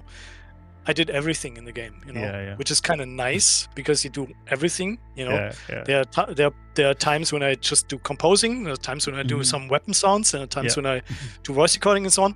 And the bigger the sound the game gets, then you just do only this kind of voice recording, not all the voice recording, just this little part. And it feels kind of, then it loses a little bit the magic, Yeah, I feel. Yeah, I can imagine that. Or if you do only sound design and you're only the weapon sound designer, you do only weapon sound design all the time. Yeah. I mean, I get crazy after a while, like listening to all the time, and I think like, oh my god. Yeah. So if it's a broader field, it makes more fun. Yeah, I can imagine that there's certain sounds that you've worked on for such a length of time that if you hear them in the game, you could almost have PTSD from when you were creating it, going back and going, I can't listen to that anymore. No. It's luckily not that bad, but I can. That's not quite wrong. Yeah, it's just one question I want to ask you. We haven't actually pre-written this one, but I want to ask you, what is your favorite instrument that you play out of all the instruments that you have played? Well, my main instrument is bass. Honestly. Really? Okay. Yeah. Yes. I would say I'm a bass player. I wanted to study bass. Back in the day. Yeah. That was the idea. I mean, I played guitar and piano and everything, but bass is still, and I also play drums a little bit. But still, bass is still my main thing. Yeah. I studied the most, and I feel most comfortable. And when I play live, bass was always the thing. So. We have it there, Gero, the bass player, even though he does enjoy playing the drums or a salad bowl, whatever it is that creates the sound. Or salad bowl, right? Salad bowl is actually my favorite. Besides triangle, salad bowl, I've just got these visions in my head now of Gero in the kitchen with all these different things. Yeah, but thank you very much, Gero, for taking so much time out of your day. I know you're busy. Obviously, as we've discussed, he's involved in a lot of things, and it's always a pleasure to have you on for a chat. And I'm sure in the distant future we'll have you back on again. But thank you very much for joining us. Thanks for having me. Yeah, it's an absolute pleasure. Right, that is the conclusion of that interview. I'm going to hand back to myself, and we'll speak to Gero in the future. Thanks very much. There we go. What a fantastic interview. Thoroughly enjoyed that with Gero. I know we've got some follow-up questions from some of you that I will get Gero to answer. If you do have any more after all that, then please do throw them into the chat, and Lee will collect them for me to ask Gero. A really cool, creative guy. Don't forget, you can follow us on all these wonderful places if you're not already on the Facebook, Instagram, Twitter, Twitch, LinkedIn, Discord. You can join us via the link that comes through the chat, TikTok, and all other places. But yeah, Gero, thank you very much for that. Now, we're just going to transition over to our screenshots, because this one has been a fun one, and let's just bring that up right about now. There we go. After all that, how cool is that? So last time out, I said to you, and obviously the people over on Reddit and Steam, that I wanted to see some pictures from you boys and girls regarding the Okar, or Wrath of the Ancients, because they're very much hand in hand. We had a plethora of these screenshots, and I'm happy to say that I had a good time working through them all, because there was a lot of them, and I had to whittle them down to 10, which I then, as always, put to the dev team. On this Monday just gone, I put the 10 screenshots and say, right, Do your best. Vote away. And they did. They really did. I've just seen that there. Bearded Frog says, now we just need to get the full RFG band back together. Gero on bass, Eric on beatboxing, and Gary on vocals. Not too sure that'd sound good.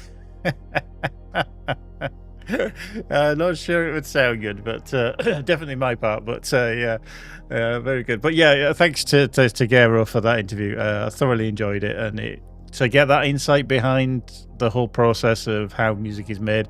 And I think you've got to have a talent. And as he said, he doesn't know even how he creates the sound, but he does it, and he does a wonderful job. And we're very, very lucky to have it. And yes, this is the first shot that we've got here from Sodcom over on YouTube, also known as Livid Big on Reddit. This is indeed your screenshot. Yes, we got this one chosen. I did like it because we've got the ancients there giving seemingly your wraith a bit of a hard time. As we can see just there, the wraith is just hanging out in his spectral form, just keeping out of the way. But it looks like he's having a hard time of it. But a great shot, lovely action with the ancient, the big bad boy there. Not too happy with how things are going, I think, but hopefully you didn't die. But yeah, that one's from Livid Big over on Reddit, also known as Sodcom over on the YouTube. Right, then we have this one that came in from Salace over on Steam. A very iconic shot, obviously, of our Okar worlds that you get to see. The big installations, the frigates, the small docking stations, and the power units that they use, and everything else. And it was such a cool perspective for this shot. It's not your usual, hey, this is an installation in the background. This one is very much, look, I've shoehorned the ship in here. You know, I've got my ship in the corner, and then they've used the focus rays to almost draw your eyes towards it. So very, very good. So Sodcom just said, they delivered. They did manage to survive in their little battle on the previous screenshot, which I'm glad to hear. Bearded Frog's checking out the lottery numbers there on the DMZ lottery numbers, and he did think 1, 2, 3, 4, 5, 6. And maybe one day those numbers may just come out. You never know. So if you haven't been here before and you've never checked it out, there is some DMZ news down there, which is all completely fictitious. But yeah, there's no national, there's no DMZ lottery. There's no real lottery. Don't worry. But there's some fixes going on with the numbers, I think. No Time Less said, who made the environments? I always love the rich settings and immersion caused by the environment. This is something I struggle with in my projects. I mean, the art team, the environment artists, I think probably Marco's involved a lot with it, but then obviously we put the 3D assets in there, which I think Maldi will be seriously involved in as well.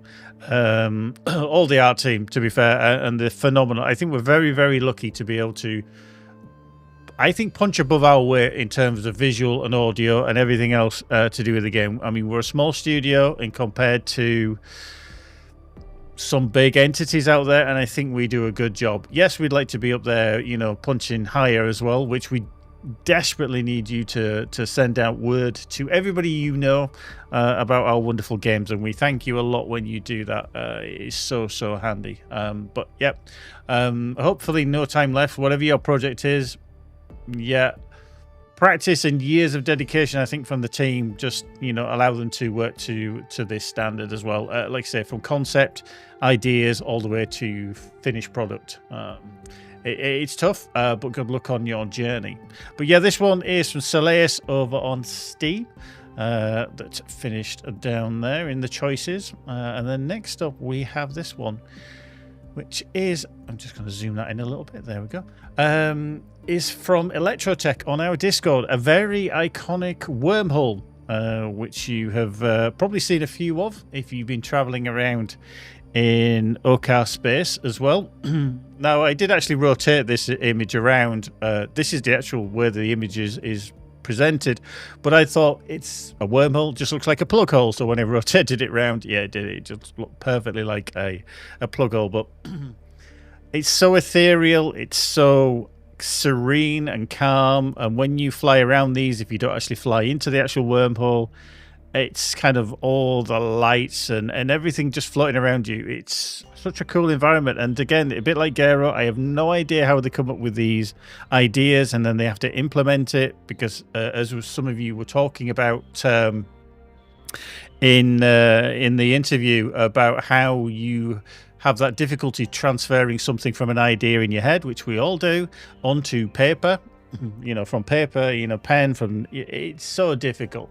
And at times, and we're very lucky to have a design team and an art team that are able to do that. So a thoroughly wonderful shot from Electrotech. Again, I thought this was going to be higher. I always say this every week. There's always certain screenshots that I always think were going to be higher in the vote, but this one didn't reach the heights that I thought it would do, unfortunately.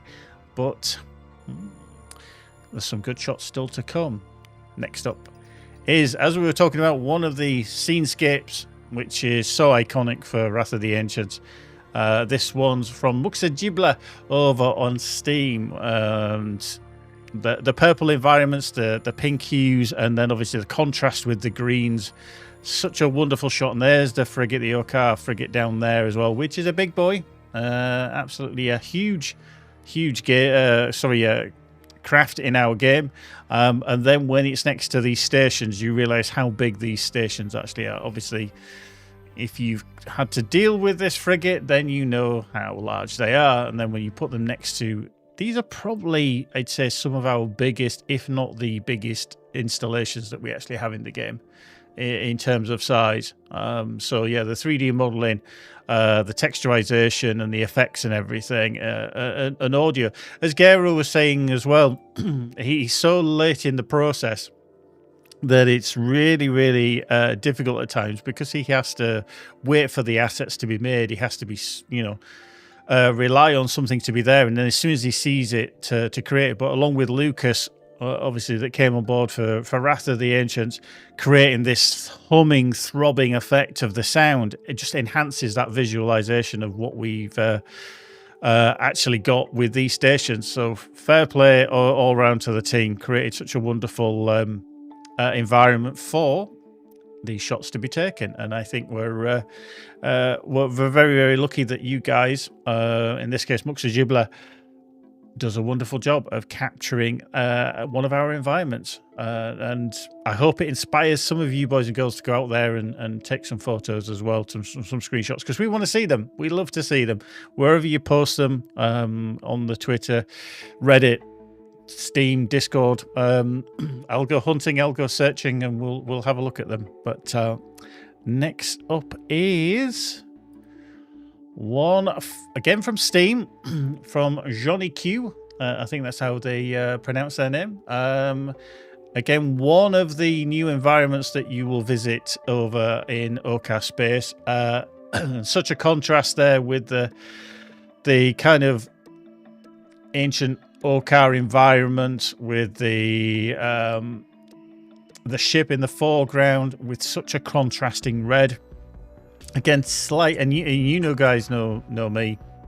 It's a thing that I love to see is just that slight depth of field, and they've just captured it almost perfectly on this ship, where things are just slightly blurry because you've got the focus on the main beam that's coming through. Absolutely superb. Just having a quick look through the chat. There we go. Yeah, no time left. I'm sure once you're ready with your project and everything, we'll take a look at it. We'll have a look, and good luck in your journey. But yeah, we do use Unreal Engine 5, which is what we've done for many, many years. As Lee just put, feel free to share the name of your project. We can all dig into the details elsewhere. There we go. Exactly. There we go. We like to help people along. We're independent ourselves. We are definitely, you know, we like to think where we were and how much other people have helped us, and we want to pay that back. So, and one thing that we are going to do probably in the new year, 2026, feels like a lifetime, where is we're going to be looking at other games as well, other indie devs and their projects, etc. You know, we've looked at some before, some from Gamescom last year, not this year, but from Gamescom last year, that have been on the demo stage, etc. So yeah, all good stuff. Looking forward to it. But yeah, a wonderful shot here from Johnny Q over on Steam. Again, one of these I thought would have been higher, but you know, I don't get to choose. I just choose the 10 and then the team get to vote on these. So if you want to blame anybody, blame the rest of the team, not me. I admonish myself from any responsibility. Right, next up into this one. Now, again, similar to the other screenshot, because we're focusing on the OCAR, because we're focusing on their environments and anything that comes from Wrath of the Ancients, we've got a close-up of one of the big boys. I mean, it looks huge compared to the actual station behind it, but, you know, perspective has come into play here. And now this one is from Commander 64621 Maverick over on our Discord, and that is a big ship. That is a big ship, and you're gonna have to deal with that one, should we say? We're gonna have to deal with that. No Time Left says, I get lost in how good EVERSPACE 2 looks. As I've said, we're just very, very lucky with how the art team can produce such wonderful visuals, and we have the inbuilt screenshot creator with the photo mode. So if you've not checked that out, you're missing out. You could just be in a mission, flying around, firing a weapon. You think, oh, that looks amazing. Then just hit that X key if you're on keyboard. I don't know what the console command is, but Z, sorry, on keyboard. And then take a screenshot, and we want to see it. We do want to see it. But this one from Commander C4621 Maverick on our Discord, a wonderful shot, and just the size of that ship, it just makes it look absolutely huge. Very difficult to deal with. Very difficult to deal with. But a wonderful shot. Right, moving on to one of our regular posters that generally sends in some amazing shots, and they have not let us down this time around with the depth of field of their Wraith in the foreground, giving it large with a thermogun of some description to these outlaws that are trying to make a hasty retreat once they've realised that the Wraith is on their tail. A cool, mysterious environment as well behind. A superb as well. Again, it's not only the 3D assets that we've created, but I think the large environments like we've seen as well. The actual minimal or smaller environments rather, where we have the asteroids and the darkness, and this particular shot is such a contrast of the environment in the background with the green hues. You've got the trails from the outlaw ships rushing away because they know that they've got impending doom heading their way. Bearded Frog is hopefully the fishing game. He's referencing Arc 9000 fishing. He's hoping one day we might include it into a title of ours, but we could just, you know, create a game itself, just call it Arc 9000 Fishing. I'm sure it'd sell well. Bearded Frog would buy a few copies of that anyway. But yeah, this wonderful shot, and it looks like there's one of the OCAR drones in there. They're heading, yes, there's two there. There's one there that are going to go and dish out some damage as well, because they're big beastie boys as well that are a bit of a problem to deal with. Flory, I'm glad you got that reference. A wonderful shot there from Zero Hazel. Now we are into the top three. Okay, we're into the top three. So in third place, we have this shot from Seguiari over on Steam. Again, I'm probably butchering these names, and I do apologize if you ever watch this VOD. Similar from one of the structures with the beam that's flying through. Such a different perspective, and I think this is what caught the eye of the team as well. There they are with their Sentinel, but flying down but all of a sudden they've turned the camera to point up when they're in there as well. If you've played this part of the game, then you'll actually know the sound that this beam makes and how strong and powerful.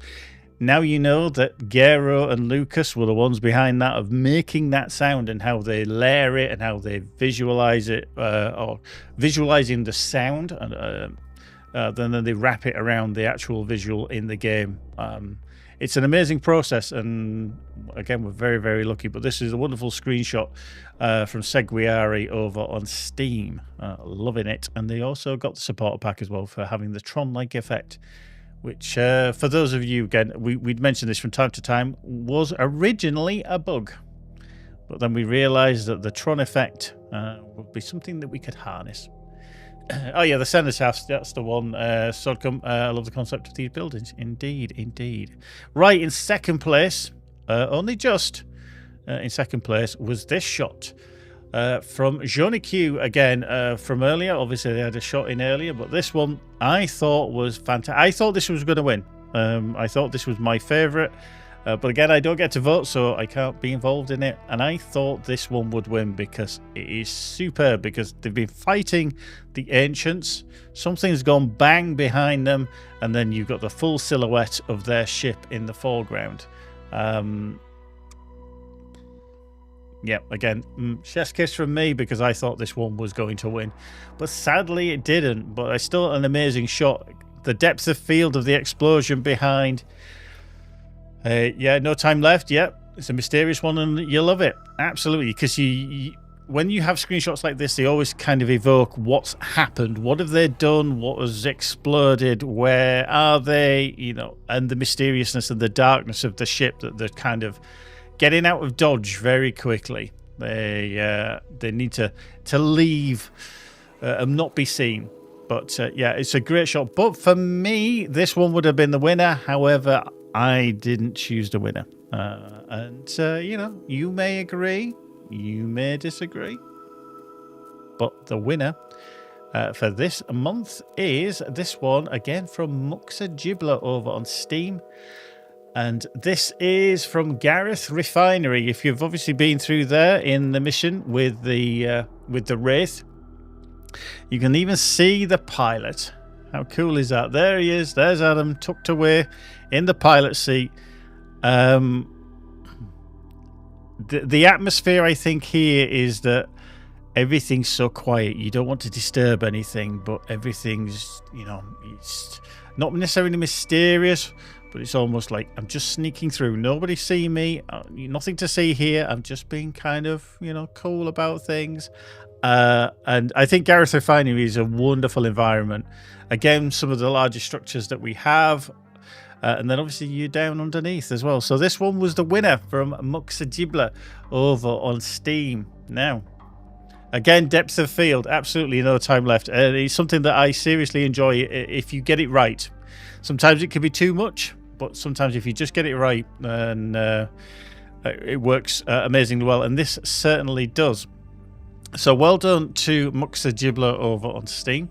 Now, what happens is that in our next stream, which is going to be on the 5th of December, so 4 weeks' time, we will be putting all of the winners of our monthly or bi-monthly streams that we were used to do to the team to pick out the overall winner. So everybody's going to be voting on the team. I'm going to be putting all of the screenshots to them and say, right, this one won in January, February, March, etc. all through the year, all the winning screenshots, and then we're going to have an overall winner. So that's going to be interesting. So you might want to tune in. You win the prestigious award on our Discord of Screenshot of the Year 2025. It's just a wonderful title that we give to the winner. So if you have actually won, then you'll be in it for the winning of the year's title. So that will be coming next month.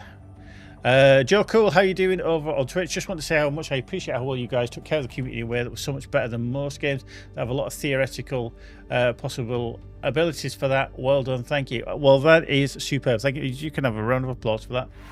Thank you very much on behalf of all the team.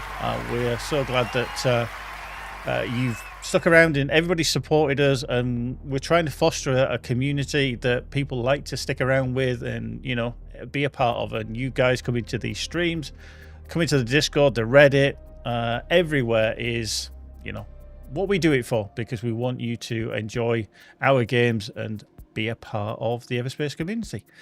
Right, we also asked over the I think 3 weeks, I'm going to say 3 weeks, we asked you the question of who would you like to throw out the airlock if you had the chance between a certain Blakemore, Maddox, Daryl, or one other, and that was Craig Callahan. So I asked the question across Reddit, across our Discord. Our dev team answered as well, and so did YouTube. And YouTube had the options. There we go: Oscar Blakemore, Craig Callahan, and Daryl Cruz, and Henley Maddox. Do you know what I didn't actually know is that what Daryl's last name was? I have to admit, I did not know what Daryl's last name was, and it's actually Cruz. So there you go. Every day is an education. I found out about 3 weeks ago that he was actually called Daryl Cruz. So how did the YouTubers vote? Well, you can see way out ahead, Craig Callahan. Nobody really liked him. But you can see that Daryl Cruz and Henley Maddox were in second with 19% each. And then at the back, our biggest protagonist in the game, obviously, is Bearded Frog put there. Antagonist, probably more than a protagonist. An antagonist was Oscar Blakemore, and he only got 15%. If we're all just teammates for this reason, some then answer would probably be Maddox, said Bearded Frog. Yeah, see. And this is why things aren't always as they seem, because this was definitely over on YouTube.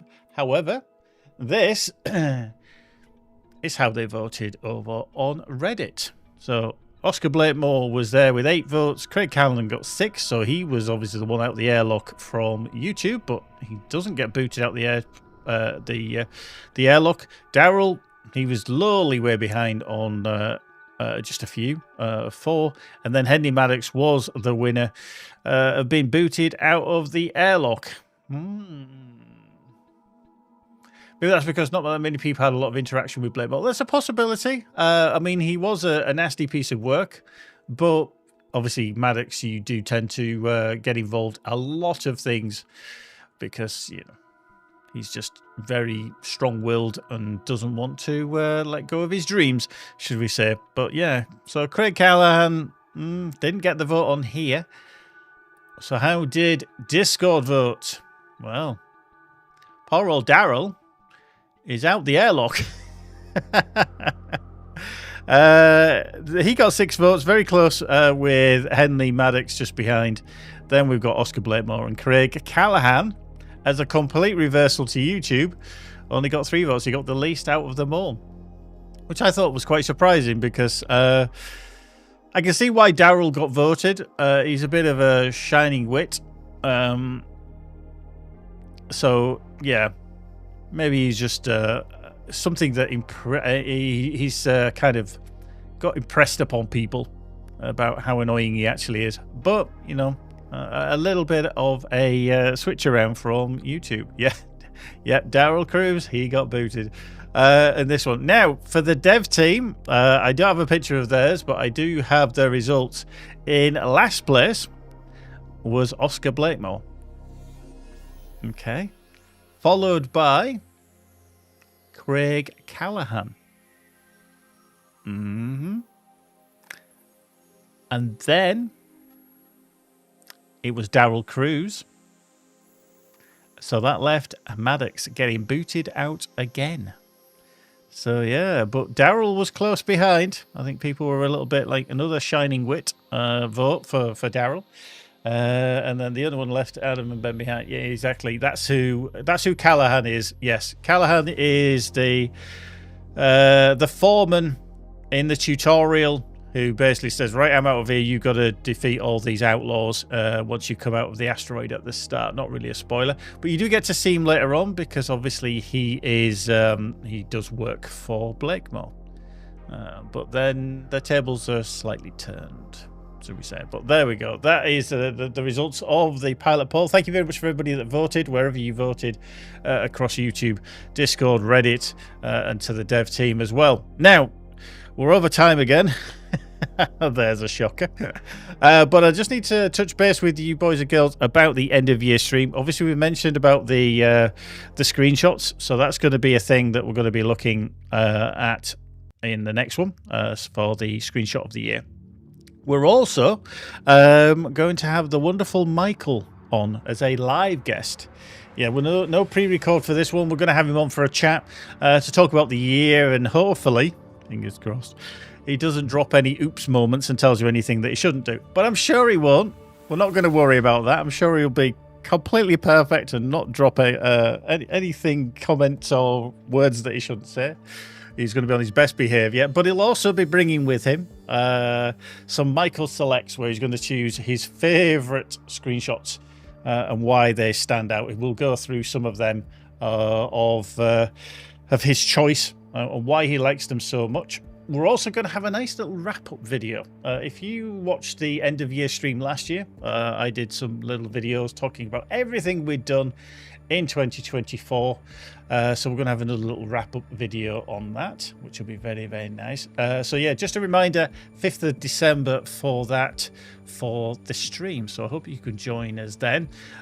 Also, EVERSPACE 2 official soundtracks are now available on Spotify, Apple Music, YouTube Music, Amazon, and many, many more places. So if you like to while the hours away, maybe you're out walking the dog, maybe you just sat chilling at work, listening to some tunes, you can now stream the official soundtracks and Gero's wonderful music and Lucas's, I won't miss Lucas out, that they created across on our platforms. So do check them out.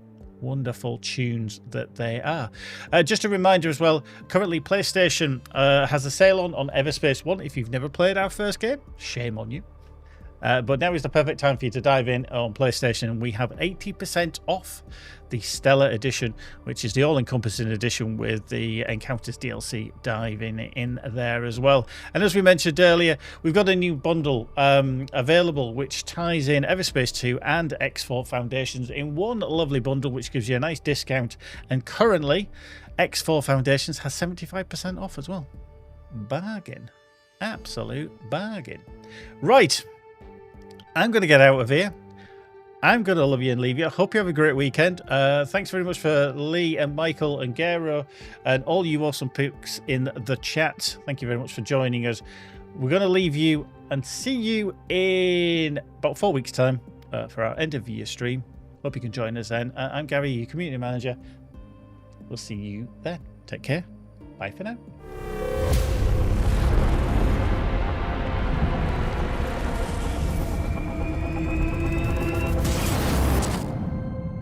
You have been granted passage among our stars. This is a sacred service. Join our fleet's torchbearers. It is the human who defiles our pilgrimage. No one has ever ventured this far.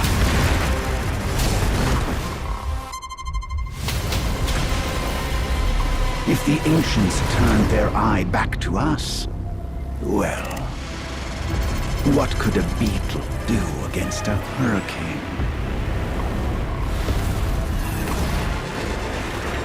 What the hell's wrong with the sky?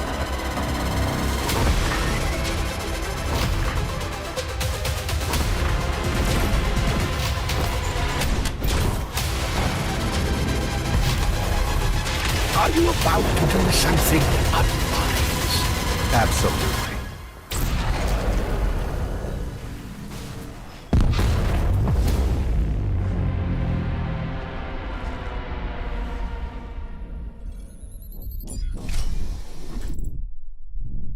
What have you done to me?